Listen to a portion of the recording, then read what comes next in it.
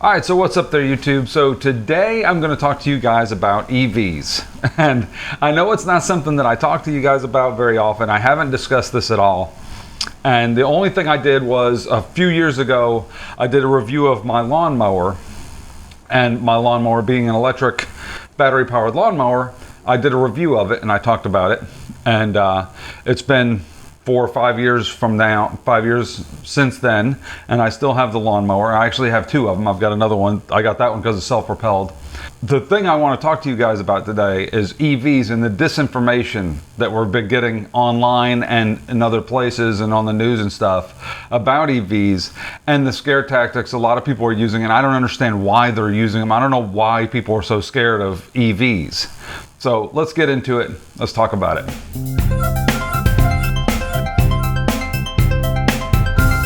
So I had to make some notes here, and I usually don't do this, but I made some notes on my phone, and I'm going to set this back here so I can sit here and talk to you guys first without the notes, and just have a discussion with you guys about EVs in general and this article that I read recently on Fox News. It was on ABC, NBC, CBS, and MSNBC. Oh, it was on all the major news networks, and it was, popping up as a news article on Google and stuff like that.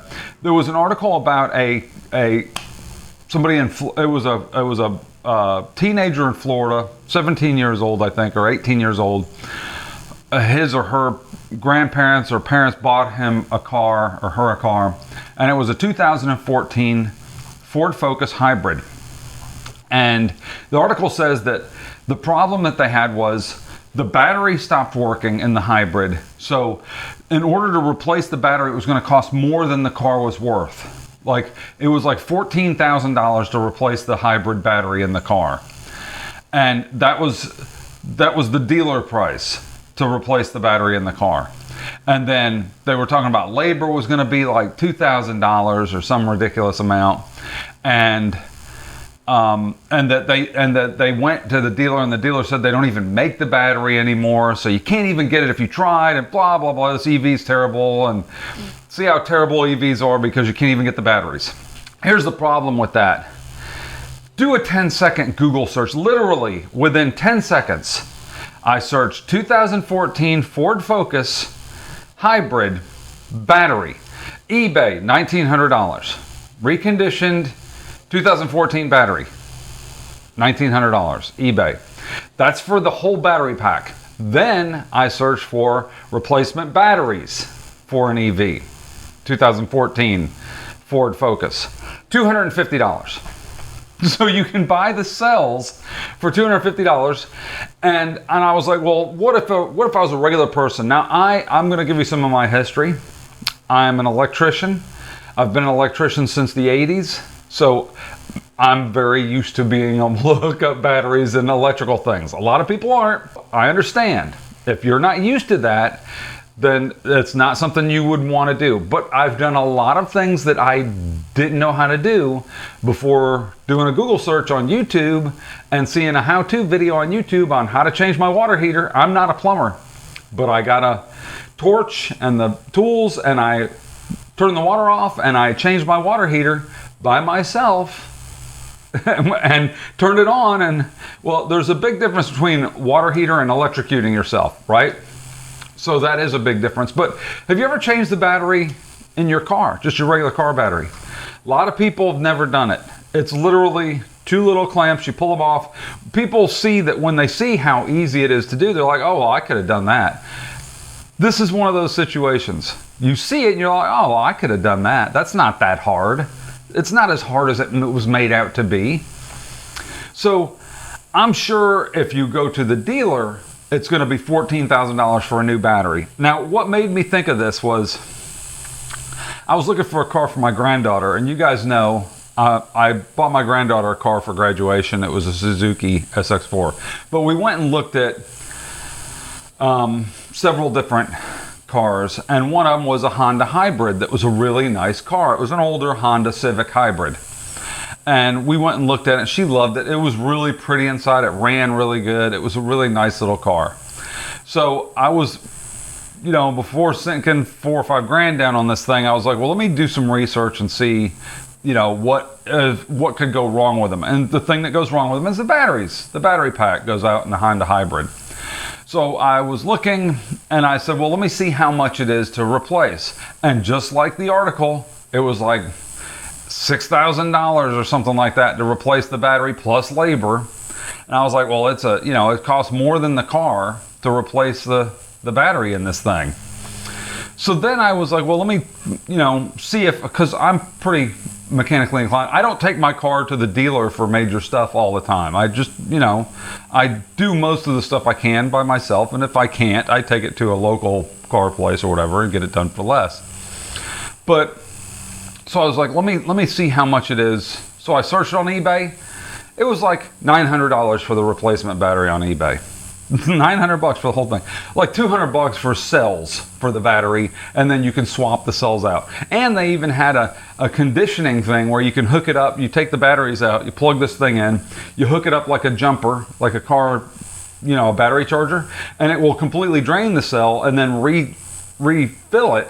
And they say that sometimes will cause the cell to relearn the actual thing. It actually starts it over again, and they work just fine after you do it. So then you can just continue driving the car, and it continues charging the batteries, and it gets some 55 miles to the gallon again. I knew once I saw this article and saw it was a 2014 Ford Focus, I was like, something's not right. They're not, obviously, people aren't buying these cars and then can't, they're $14,000, and they didn't stop making batteries. That's ridiculous.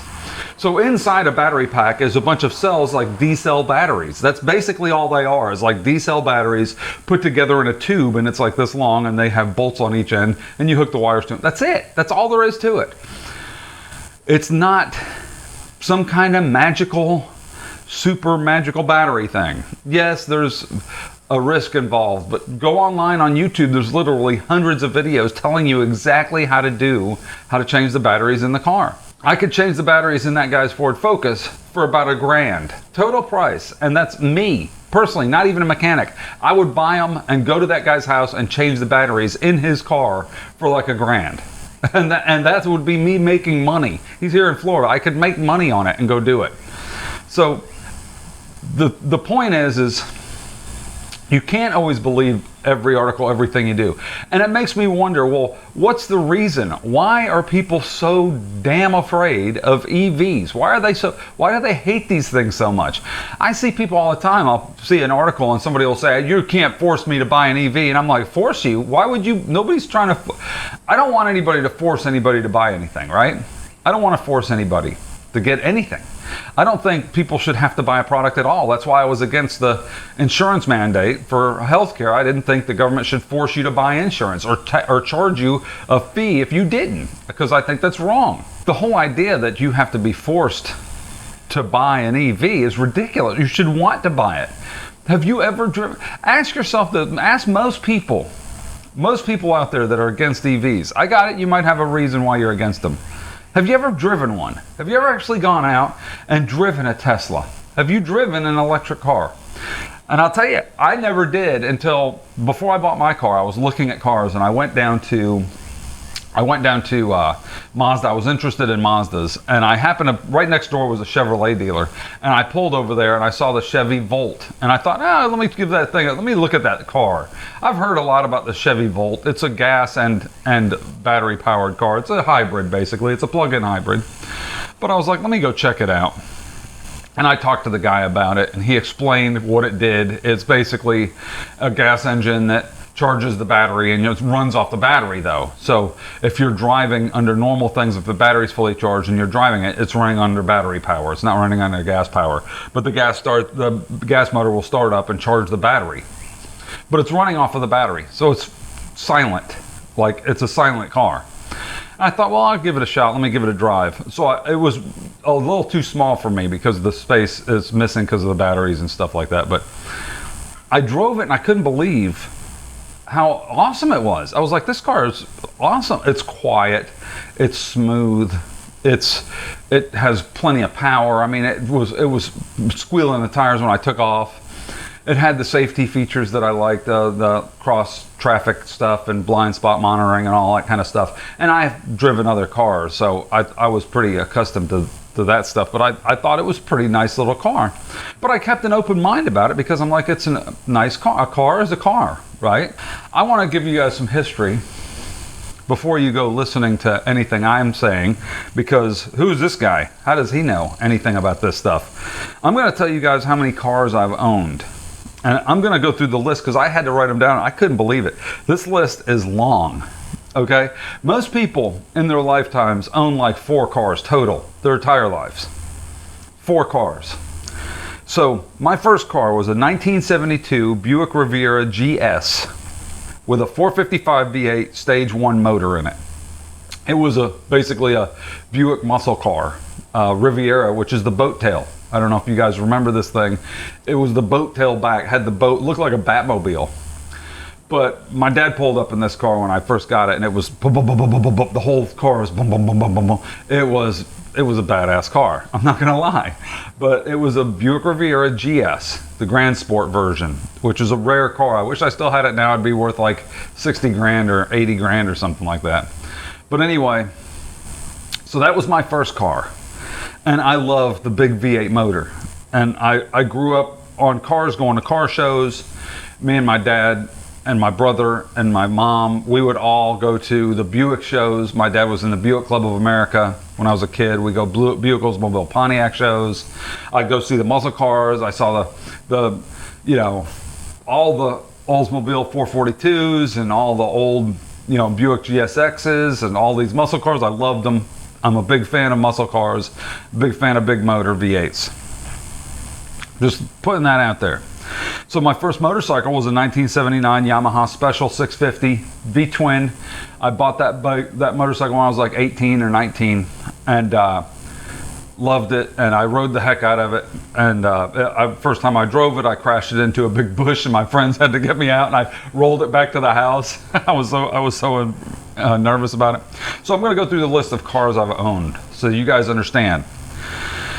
I owned a Chevy Monza, which is a little 4-cylinder Chevrolet. It was a little red car. It was my aunt's car. I bought it from her. I owned a Renault.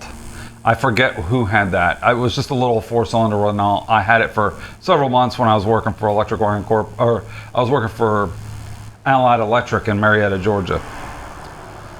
I owned a Renault. I owned an Oldsmobile Tornado V8 front-wheel drive. Old. I forget what year it was. It was like 1977 or 78 or something. It was a big boat of a car with a V8 with front wheel drive.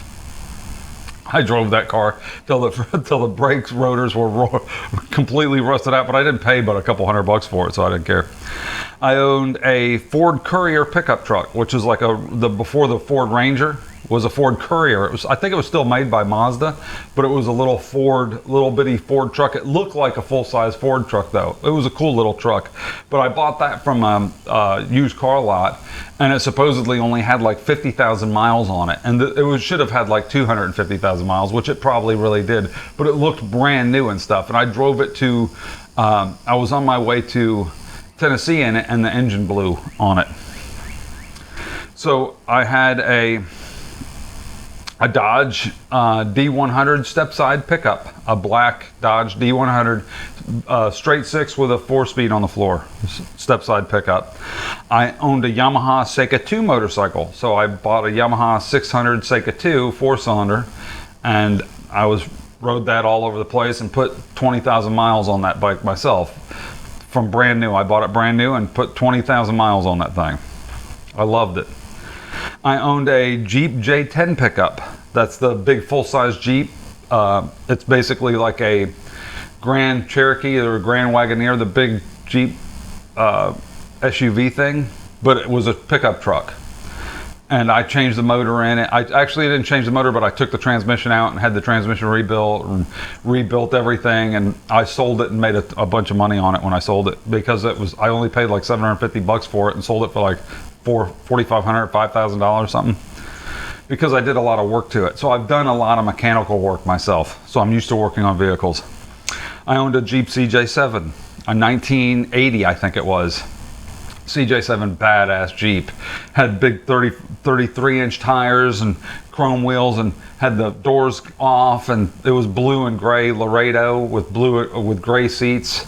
And I drove that thing down here to Florida and drove it all off in the woods and stuff when my buddy lived down here in Jacksonville. Anyway, I had a Chevy Tahoe, a 2-door Chevy Tahoe with a 350 in it. I owned a Ford F-150 in 1997, F-150 4x4 Ford. I owned a Nissan Pathfinder. I owned a Nissan Pathfinder for 6 months or a year or something like that. A Honda Passport. I owned a Honda Passport for a little while. A Mazda 626. So I had a little Mazda V6 626. That thing would fly. It would fly. The transmission went on it, but it would fly. I owned a 2003 Mazda Protege 5. That's the little 5-door. It's a hatchback. It's a little 4-door car with a hatchback. And it was a stick shift too, and I loved that car. That was like one of my favorite cars ever, was that little Mazda. I loved it. I owned a Yamaha GTS 1000. That's the forkless motorcycle. It had no forks, it had fuel injection, catalytic converter. This is a 1993, I think it was. And it had no forks. There was no forks in the front. It had a cantilever front suspension. You turn the wheel and it had a big shock on one side, nothing on the other side. People would look at it like, what the hell? Where's the forks? It was the most advanced motorcycle at the time, and still advanced even compared to motorcycles today. I owned a Cadillac CTS. I owned a Cadillac STS. CTS is the smaller one, STS is the bigger one. I bought my 2017 Hyundai Elantra brand new. I own a Kawasaki Versys 1000, this motorcycle. So I bought this, and this has all the goodies and all the, braking assist, all the features that you would want, and then some. It's got electronic fuel injection, it's got cruise control, it's got everything. It's got cornering lights. When you go around a corner and lean the bike, the lights come on and shine in the corners.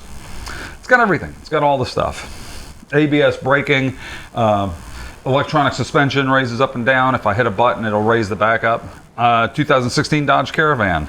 And finally a 1984 F-150 long bed truck that needs a motor, and it's behind my son-in-law's old shop, and I still haven't gone and picked it up. But that's all the vehicles I've owned. Now, you hear that list of vehicles? That's a lot of vehicles to own for a person. So I know about vehicles. I grew up, I'm a huge fan of muscle cars. I'm a huge fan of motorcycles and fast things. I'm a fan of these things, but I'm also a fan of technology. I like the latest and greatest stuff because I'm a computer nerd, right? So I'm not like the average 50-something-year-old guy that doesn't know how to operate his phone barely. I'm the guy that actually does know how to. My first computer was a Commodore VIC-20. I was working on computers and stuff when I was a kid. My dad even was talking about it the other day. He's like, yeah, the guy would sit down and make games on a computer back in the early 80s. I mean, that's what I did. So I've always been into technology. I love technology. A lot of people don't like technology. I personally love it. So now I want to talk about the other battery items that I've owned and technologies that have changed based on things in out there. So years ago, as an electrician I used to have to drag out cords and hook into generators and hook into the temporary power and run a cord inside and hook up a big whole hog battery electric drill and drill holes in studs. And then they came out with Makita came out with battery drills. You couldn't drill holes in studs because they weren't that powerful enough, but we used them to screw up light fixtures. And I was doing commercial work, and then you'd have to put 2 screws in the end of each light fixture. You'd have to carry this big battery, and the battery pack was like this long. It was 9 volts, or I forget. It was a big tubular type battery that went in the bottom of the big light blue Makita battery drill, and you'd have to get up there, and it wouldn't last. You'd drill maybe like half an hour, and then you'd have to pull the battery out and go put another one in the charger and swap the batteries out. They didn't last that long. So, and they weren't that strong, but they worked, and it was better than dragging a cord around to do this stuff, because we used to drag cords around and do all that. So Fast forward a few years, and then they came out with more batteries and more battery technology. I'm going to show you some back here. So back here on my shelf, I'm going to show you some of these. So here I have the Cobalt 24 volt, 2 amp hour max battery drill. This is a battery and a hammer drill. It does hammers, I think, yeah. And it also does, it's got a clutch in it. Anyway, so here's your drill, and here's a impact drill, 24 volts. Now, you see the size of these batteries, they're pretty decent sized, right? So I bought these for work 6 years ago. When I quit doing electrical work years ago, and I did photography and video only. And if anybody knows me, they know the story about what happened. I was doing electrical work, and I was doing weddings also, weddings and events, and I got too busy doing weddings and events. And the company I worked for 14 years doing electrical work was like, hey, you know, I can't work weekends because I'm busy doing wedding events, and I'm staying up late editing, and it was making me late for work, but I was just wore out. I mean, I was trying to do 2 full-time jobs all the time. And they said, what do you want to do, Mike? Do you want to do weddings? Do you want to do the video thing, or do you want to do electrical work? Because apparently you can't do both because it's hurting your thing. And I said, I'm going to quit doing electrical work and do the video thing. So I did, and for years I did photos and videos, and that's all I did. But when I moved down here to Jacksonville, when I moved up to Jacksonville like 6 or 7 years ago, because I moved with my family, and I was having to travel back and forth to Georgia, these long trips, I had less and less weddings to do, and I had more and more free time. That's why if you look at my channel, I was making a lot of kayak videos and a lot of videos about fishing, because I had slowed down and started making YouTube videos and started doing other things. So I had more free time. So one day I was like, well, you know, I could use just a regular job. I'll get a job as a maintenance guy or something like that. And I heard an ad in the on the radio for electricians wanted from a big company down here in Jacksonville. And I thought, well, I'll apply to that. Let me go see. So I filled out my resume, I updated my resume, and I sent it in. And the guy called me almost immediately, and he said, can you schedule a meeting, come see us? And so I go down to the office to see him. When I walked in, he said, Mike, he said, you've got the most unusual resume I've ever seen of anybody, because I have my own photography and wedding and event video business, and I worked for companies for 14 years. I wired FBI Academy in Quantico, Virginia. I've got a lot of experience in commercial electrical work and a lot of experience with computers, and you know, I'm one of these tech guys, so it's an unusual resume to have. Most people don't have a resume like that. Usually they're just an electrician, or they're just this, and that's it. That's all they've ever done.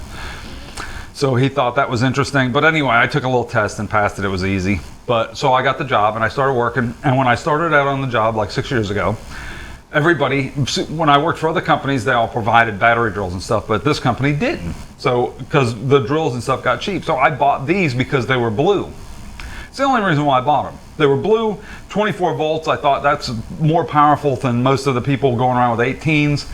And they're blue, so I can spot them across the job site, because everybody had either yellow DeWalt ones, yellow and black DeWalt, or red Milwaukee. That was it. That's all you saw on the job site. So I thought, I'll get the blue one so I can see them from, when I walk in the job site, there's my blue drills. And I abused the heck out of them. I used the heck out of them. These are the original batteries I bought with them.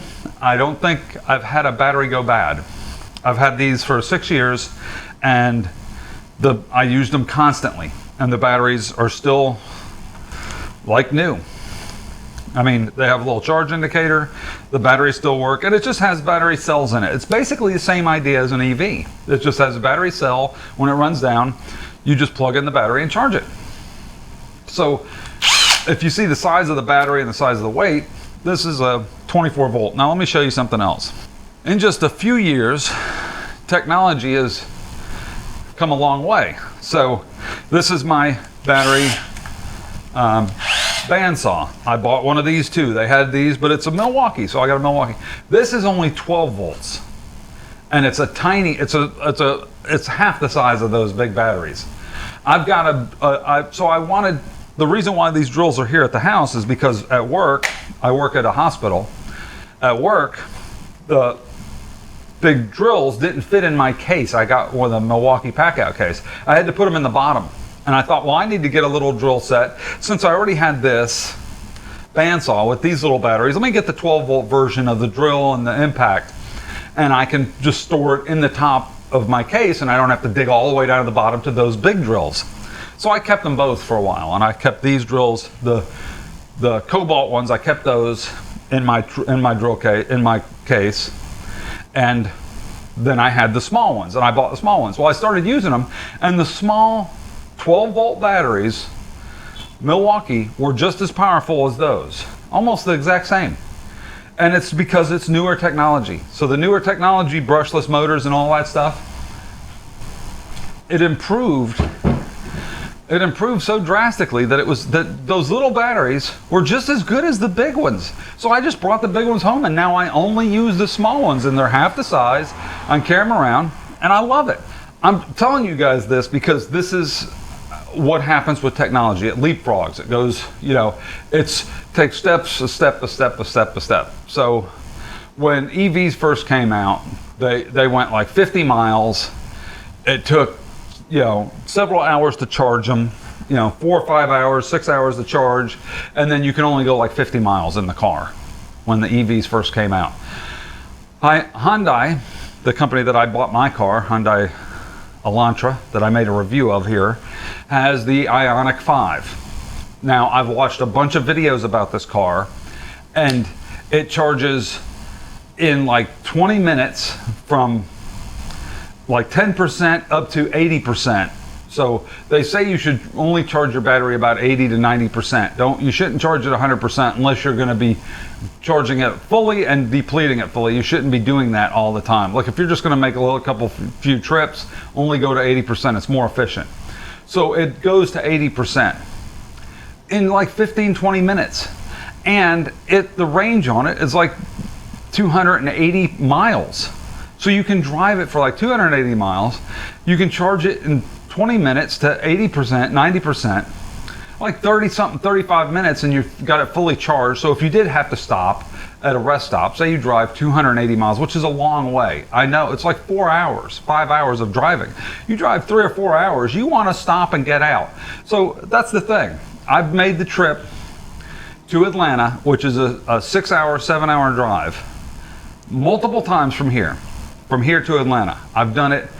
I can't count the times I've driven from here to Atlanta because I had weddings. Remember I told you I quit my job and I had weddings and I moved down here. So I bought this Cobalt lawnmower, and the guys that I work with, electricians, and these are electricians. I'm like, you guys are electricians. You should be for battery powered items. I don't understand why you would be against battery powered things. So I bought an electric lawnmower, and I told everybody, I said I bought a Cobalt battery powered lawnmower. They were like, ugh. So why? What's wrong? Oh, I gotta have gas. I'm like, why? Why do you have to have gas? Is there a reason why you have to have? You don't mow the grass. You're not going on trips and mowing the grass way out in the middle of, a giant field somewhere where you're nowhere near a power supply, are you? Is there something I'm missing? Or you can't find a place to charge the battery? Is that what it is? You think you got to charge the battery too often? So these batteries. Here's the battery. Here's the 80 volt battery for my Cobalt lawnmower. It's 80 volt battery. This one's completely dead. So to charge it up, I've got a little over here on my workbench. I screwed this and I put a piece of wood on it, so all I gotta do is tap it up and then just slide this one back on it. Oh. Now it's charging. So here's one fully charged. It's got a little meter in the front. Fully charge it. So this is just the 2.0 amp hour. I want to get the bigger ones, but even the smallest battery, this is 2 amp hours, the smallest one they make. 2 amp hour battery. Weed eater. Now, you guys ever used a weed eater? I've got a gas weed eater sitting on the side of the house over there. I've bought gas weed eaters my whole life. I've used weed eaters the whole time. This doesn't get any easier. This doesn't get any easier. So I put the battery in, hit the power button. It's running.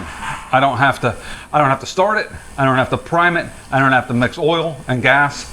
I pop the battery in, and this battery on this weed eater will last literally. I could sit out here and weed eat for an hour and a half, weed eating around my yard, and never run out of the battery.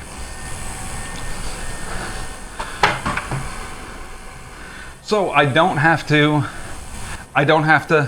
grab a gas can and go out and run to the store. I come home from work, or I get up on a Saturday. I don't have to go, oh, I want to mow the grass. Let me run out. Let me check. Oh crap, I'm out of gas. I'm out of the gas can. Let me go load up the car, drive up to the store, fill up the gas can, come back, pour it, spill it, get gas all over the place. They came out with these new gas can things that are absolutely horrible. The nozzle, you have to push a little lever. I took it apart and took it out and just put a regular nozzle on it, and now I just pour it regular, like a regular gas thing. I still have a gas pressure washer. If they made an electric one that worked as good as a gas one, I would have gotten it, but they haven't done that yet. Well, they might have, but they're probably real expensive. So I paid $300 and something for that one, and as rarely as I use it, I'm not pressure washing all the time, I don't mind. But I cut the grass and I use the weed eater once a week, depending on the time of the year. So this gets used a lot. This lawnmower gets used a ton. And it's by far the best lawnmower I've ever owned. It's so good. It's such a great lawnmower that I bought another one. So my first one, I had it for 4 years, and just 6 months ago, I was cutting the grass out front, and there's 2 trees that I cut down in the front, so there's a stump sticking up and you can't see it, it's just under the grass. I smacked it hard with the blade, and I smacked it hard. I turned the lawnmower off, so I pulled the lawnmower off to the side and I hit the button and start it back up, and it felt like a vibration in it, and I thought I'd probably bent the shaft a little bit. There's a way to test it with the blade. You put the lawnmower on its side, and then you put a piece of pipe in it, and you can bend that shaft back. But I thought, you know what? I really wanted a self-propelled. I should have gotten a self-propelled to begin with, but it was expensive. So when I bought my lawnmower, it was used. I bought it used for like $300, and it wasn't self-propelled, and but it was already used, and I used it for 4 more years, and it was just like brand new.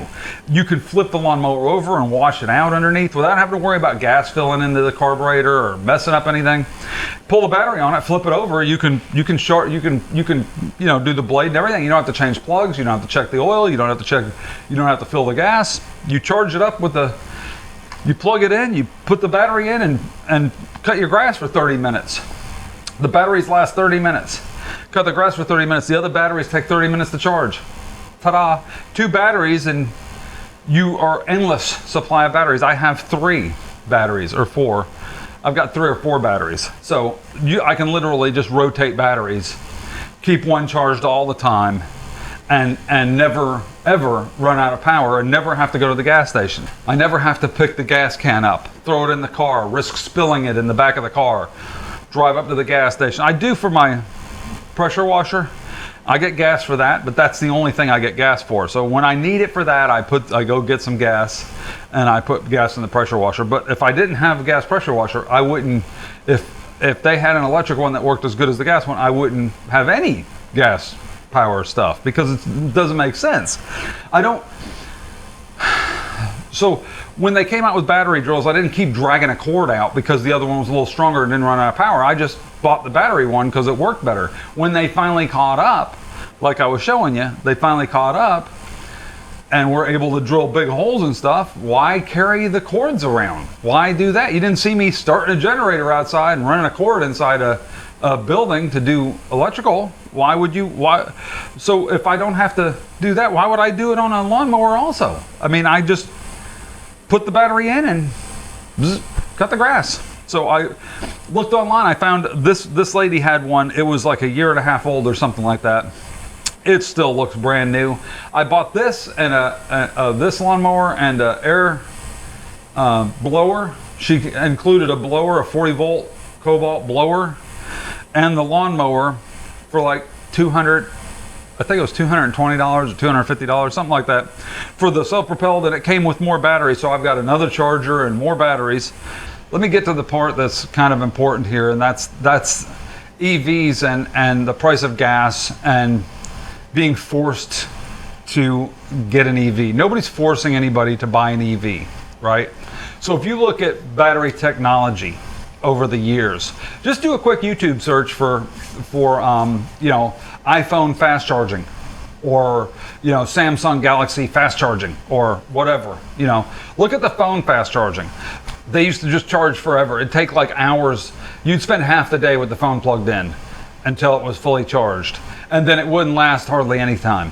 Now, this is battery technology in just a few years has made a phone this thin, just a little thin, wafer thin phone, charge super fast.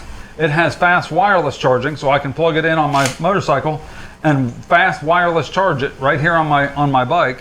Let me turn it back off because I had it turned it on. Anyway, charges super fast, and the battery lasts all day. And it's a little thin battery that used to, I mean, when these came out, the batteries didn't last, that you'd constantly have to plug the phone in. We've had this discussion many times on this same channel. I've talked about how long the battery lasts on this on my phone. They've improved battery technology in just a few years. In just a few years, they've improved battery technology to where you've got super fast wireless charging and super fast charging. So you can plug in, there's like 100 watt fast chargers. So the thing zips through a charge from 0 to like 80 or 90% in like 10, 15 minutes. Completely. It's like charged up. Then you got another, you can go for hours. So Flossie Carter, yo, what's up? This your boy Floss, back with another video. That guy, Flossie Carter. Watch his videos. He's got a video and he talks about the 3 S's. Crap, shower, and shave. He said when you come home after a day of work, your battery's at 5%, you don't have time to go out and party and have your phone die. You've got that feeling like, oh no, my phone's gonna die when I'm out, you know, at the club. He said, so when you come home, you plug it in the fast charger, you crap, shower, shave, come out, and your phone's at 90%. He said, that's what you want. He said, you want that fast charging, you want it 90%, you go out, you don't have to worry about it for the rest of the night. So, because the chargers charge faster, and if that's enough for a quick restroom break, shower, and shave, that if that is long enough, then 20 minutes from 0 to 80 or 90% on an electric car, it's the same idea, isn't it? If you can charge your electric car to 90% in 20, 30 minutes, like 30 minutes, isn't that enough? Isn't that the same idea? And people are like, well, I don't want to sit there and wait for 30 minutes. Believe me, I drove from here to Atlanta multiple times, over and over and over, like hundreds of times. And every time I stop at the 3 to 4 hour mark, it's about the same distance in an EV, 3 to 4 hour mark, and I stop, I get gas, I leave my car parked at the gas pump, I go in the store, I use the restroom, I get something to drink, I grab a bite to eat, I get some snacks, I grab oil for the car, which you don't have to worry about with an EV. You know, I check the fluids, and I come back, and 20 minutes, 30 minutes has passed, and I get in the car and I drive for another 3 hours. It's the same idea. If it's an extra 5 or 10 minutes, big deal. So here's the thing. Would you rather be beholden to Saudi Arabia and Russia for oil and different countries and don't get this mistaken. It's all a lie. So oil is a global commodity set by OPEC. Has nothing to do with the United States. The United States, if we set up drilling for oil completely surrounding our country, the price of gas would remain the same because it's a global commodity. Even if we pump out tons of oil. We aren't in control. We don't use our own oil. What do you think the Keystone Pipeline was sending oil to Texas, to the refineries to send overseas? So Canada was going to make tons of money off of our land to put in a pipeline to send the oil overseas. By the way, the Keystone Pipeline is still up and running. Nobody shut it down. They shut down the expansion of the Keystone Pipeline. Look it up. If you don't believe me, look it up. The Keystone Pipeline wanted an angle like this. They wanted to put a straight pipe in, and that was the Keystone XL expansion. That was never built. They started it, they got permits, and then Joe Biden canceled it. And they didn't, and they've been fighting over this for years, before Trump, before everybody. This section of pipeline they wanted to make straight so it was a faster route. The pipeline that's pumping oil is still pumping oil. Nobody shut it down. The exact same amount of oil that pumped through the Keystone Pipeline under Donald Trump is pumping oil under Joe Biden. It's the same amount of oil. No difference. Nobody turned the spigot off and all of a sudden the price of gas went up. Because no matter how much we pump here, it doesn't change how much the price of oil is. It's got nothing to do with it.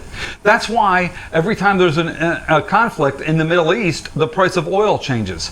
That's why the price goes up. Why, did you ever ask that? Did you ever wonder, well, hey, why because there was a war in Iran, did the price of oil go up? Or why did it go back down? And then we even said we should go over the bottom and take their oil. You know, I don't know how many people I've heard at work say this ridiculous. Wait a minute, I thought that if we pump oil that we'll have more, right? So the price of our gas will go down. So why even worry about their oil? Because it's a global commodity. We're not in charge of how much oil. It doesn't matter how much oil is pumped. The price of oil per barrel is set by OPEC, which isn't the United States. It's a global commodity. The only way to beat the oil company, the billionaires from having billions of dollars because they pump more oil and they have more to sell and live in the sand, out in the sand, is to use a local natural resource like electricity. Okay. Listen, I'm only going to say this is the one time, and I want everybody to discuss it. I want you guys to talk about it. So what's a better way to provide jobs in America, in the United States? Hear me out. Do you want jobs in here, or do you want jobs in China and Mexico? You want jobs here, right? So what's a better way to have jobs here than to buy an electric vehicle that you charge on our power grid and cause them to have to hire more local electricians to fix power lines and improve the power infrastructure in your country? Or buy oil from Russia and Saudi Arabia? You tell me, which one is better for America? The one that provides local jobs here in your state and in your country and in your county and in your city? Or the one where you're buying oil from OPEC and overseas and making people in sand rich? I'll wait for you to answer that. Let's wait a few minutes. See if we can figure this out. Which is better for America? Local jobs or sending company or bombing other countries for their oil? You tell me. I don't know. I'll wait. Oh, local? It's a no-brainer. If you're going to plug in your vehicle and you're going to use the power, and they say, well, the power grid can't handle the power because, Texas and California just said not to plug in your EVs during peak times. No, they actually said not to use electricity as much during peak times because they're in a heat wave. And that's electricity in general. So, okay, so is the solution to continue using gas and not use electricity, or is the solution to improve the power grid and pay local contractors and local people to fix the power grid and make the power grid better? What's better, having your neighbor work for an electrical company that drives out and picks up a big truck and goes and puts new lines in so that your power so that you can have enough power to power your EV, or pay some guy in another country to watch an oil field? You tell me, which one is better for your country? The neighbor having a job. That's better for the country. If you love this country, you will be all for EVs. You'll be all for electric vehicles, because that's the only way to provide better jobs in this country directly, is to have the company, the people working in this country locally providing better electrical. I mean, I don't understand. I'm an electrician. It makes perfect sense to me. What's the better way to hire an electrician, to have me working or my neighbor working or the guy across the street working? What's the better way to have your neighbors and your friends working than to have them working doing electrical and installing new power for EVs in somebody's house? Yeah, that would make more sense. Let's have them come and put in more power and power the vehicle that we make here in this country. Oh, yeah, okay. Hey, our power grid is failing, so instead of fixing the power grid, let's go drill offshore and dig up oil so that we can pay OPEC the same price for oil no matter how much we drill. I mean, I'm confused how this is, is it just me? Or is this not completely logical? I mean, to me it seems completely logical, right? To me, it seems like pure logic. You use electricity here, you provide jobs here. I charge up things here, I provide jobs in my local community. There's somebody working because I'm using electricity. I don't understand why you would not want that. Oh, well, we don't have the chargers. Hey, we can build. Did we not build gas stations everywhere? Yeah, we built gas stations everywhere. And instead of sending that money to Saudi Arabia, we'll just hook up power to the power stations and build more power. I mean, it's supply and demand. If more people buy cars, they'll want more charging stations. They'll have more places to charge their vehicles. You'll be at like pulling into Buc-ee's, except for they'll all be electric chargers, and you'll plug in and walk in the store and go shopping for 20 minutes, and then come out and your car's fully charged in 30 minutes. I don't understand I honestly just don't understand the negativity towards owning an electric vehicle. I just don't. I'm sorry. There used to be a thing back when they first came out where if they only went 50 miles and then you had to charge it for 8 hours. I get that. They're not very practical. But now, they're very practical. Now, you can actually charge them and drive for 200 and something miles, 300, 250, 300 miles on a charge. There's a guy drove the Ford Lightning for 280 miles on a charge on the highway, not just short trips, but on the highway. So he wasn't braking and regen braking and all that stuff. It wasn't around town, on the highway, 280 miles.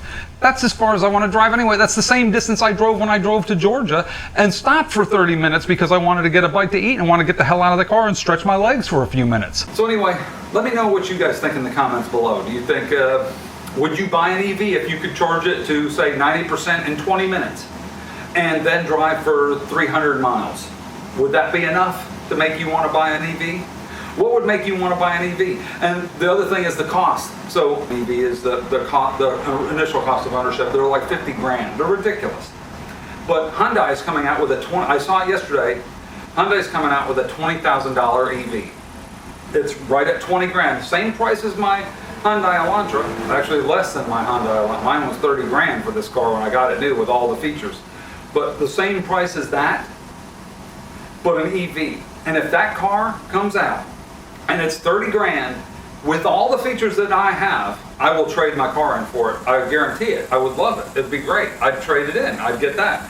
Though I love the features of my car. That's one of the reasons why I bought it, is because I was making these long trips and I like having adaptive cruise and all the steering, lane keep assist, and all those cool features.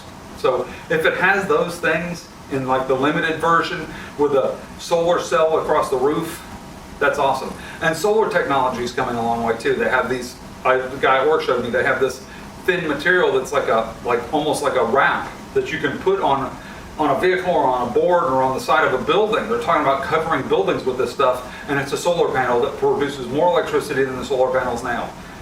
It's amazing. You could have I don't care if my car was wrapped in that stuff, if I never had to stop off at the gas station or charge it at home. Would that not be incredible? Just to get in the car and go wherever you wanted to go and not have to worry about stopping for gas or oil or stopping off and charging or anything. You just drive it and it just keeps going, and then you get where you want to go and you get out and you go. See, the point, I love to drive, right? I love to drive. I like to drive my motorcycle. I love to drive for sport, right?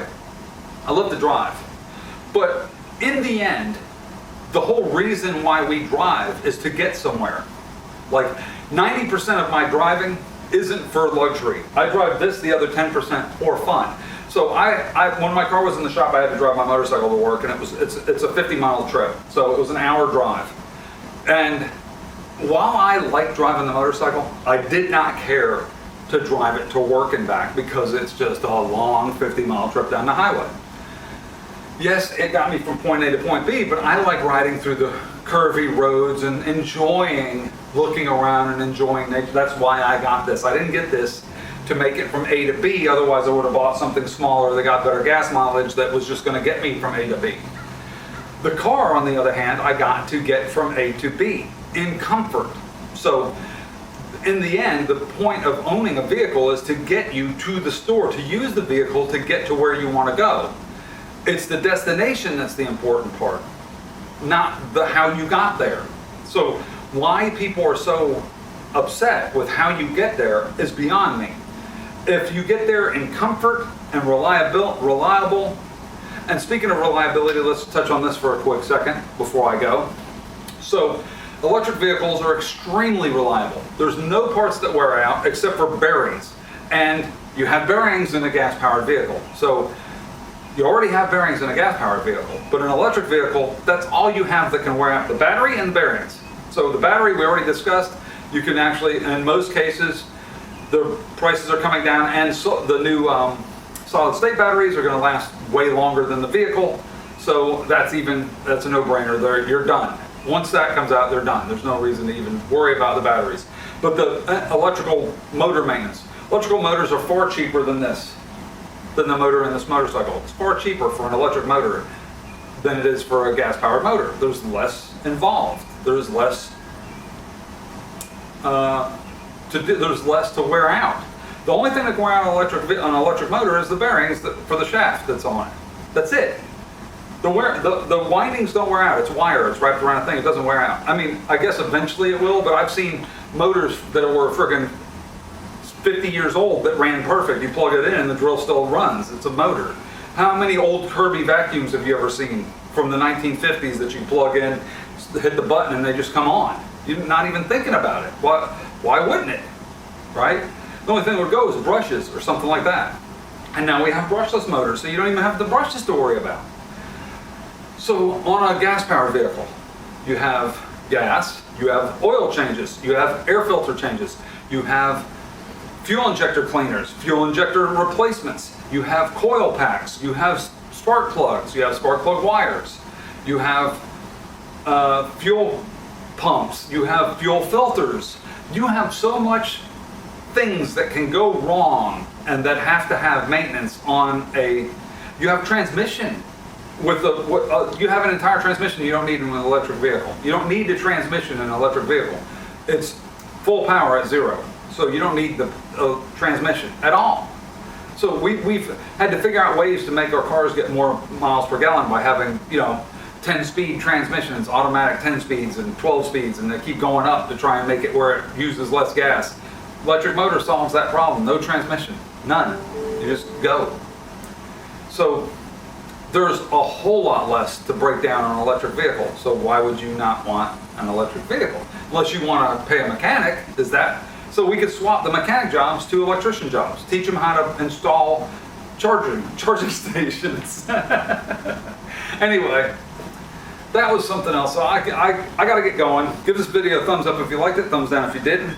Don't forget to like and subscribe. Do you guys like this kind of video? Is this the kind of thing you'd like to see more of, where we discuss topics like this and you get my opinion and you can voice your opinion down below. Say, hey, no, I think electric sucks. It's stupid. We have gas. Let's just invest in drilling more oil. I mean, you tell me down below. Am I wrong to think that it would make more sense to provide jobs locally than to send money to overseas for oil? I don't know. Or if we used our own oil, I don't know. To me, I don't know. It doesn't make sense. There's a whole lot more that can break down in a gas-powered vehicle. That it seems like the logical thing would be an electric vehicle, right? It's not a terrible thing.